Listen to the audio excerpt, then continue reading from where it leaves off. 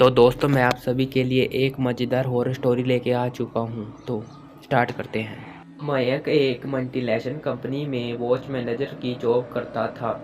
एक दिन मयंक को ऑफिस से घर जाने के लिए लेट हो गया था। सर्दी की मौसम होने के कारण रात भी जल्दी हो गई थी। ठंड भी बहुत शुरू हो चुकी थी। रास्ते में चलते चलते मयंक को अचानक एक आवाज़ सुनाई दी, रुक जाओ। मयंक वहीं पर ही रुक गया और पीछे मुड़ के देखा, लेकिन पीछे कोई भी नहीं था। फिर से वही आवाज़ सुनाई दी, सामने देखो। जैसे ही मयंक ने सामने देखा तो उसे जमीन पर कुछ चमकती हुई चीज दिखाई दी। मयंक दौड़ के उसी चीज के पास गया और देखा तो यह कोई साधारण चीज नहीं थी, बल्कि एक चमकता हुआ हीरा था। उसने वही हीरे अपने साथ में ले लिया। उसकी चमक देख कर मयंक की खुशी ना पार हो गया, लेकिन मयंक को क्या पता था यह कोई साधारण या नहीं बल्कि एक मायावी हीरा है। अचानक उस हीरो में से आवाज आ गई, तुम्हें और हीरे चाहिए तो इस जमीन को खोदो। इस जमीन के नीचे बहुत सारे हीरे हैं। मयंक खुश हो गया। उसने हीरो को अपनी जेब में डाला और जमीन खोदना शुरू किया। करीब 2 फीट खोद काम करने के बाद अचानक मयंक डर के मारे चिल्लाने लगा। इस कारण उसका संतुलन खो गया और जमीन पर गिर पड़ा, क्योंकि उस गड्ढे में से हीरे मोती नहीं बल्कि किसी इंसान का कटा हुआ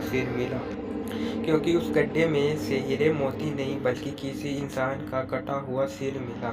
अचानक वह सर हवा में से उड़ लगा और बोला, डर मत, मैं तुम्हें कोई हानि नहीं पहुंचाऊंगा। मैं तुम्हें बहुत सारे हीरे जेवरात भी दूंगा, पर मेरी बात ध्यान से सुनो और जाता जाता हूँ वहाँ मेरे पीछे आओ। उस शेर ने कहा, अब तुम्हें एक आखिरी काम करना है, उसके बाद मैं तुम्हारे मालामाल कर दूंगा। तुम्हें कहीं से भी एक लोटा खून लाना होगा। मयंक ने बोला, एक लोटा खून? पर मैं एक लोटा खून कहाँ से ले आऊँगा? उसे शेर ने कहा, चलो मेरे साथ।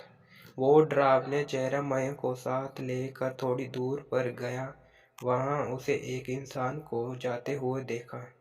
वो शेर बोला, उस इंसान को मार कर खून ले आओ। मयंक डर गया और बोला, नहीं नहीं, मुझे नहीं होगा, मैं यह नहीं कर सकता। मयंक ने हाथ जोड़कर उसे कहा, मुझे माफ कर दो। अगर मैंने उसे मारा तो मुझे पुलिस गिरफ्तार कर लेगी और मुझे जेल जाना पड़ेगा।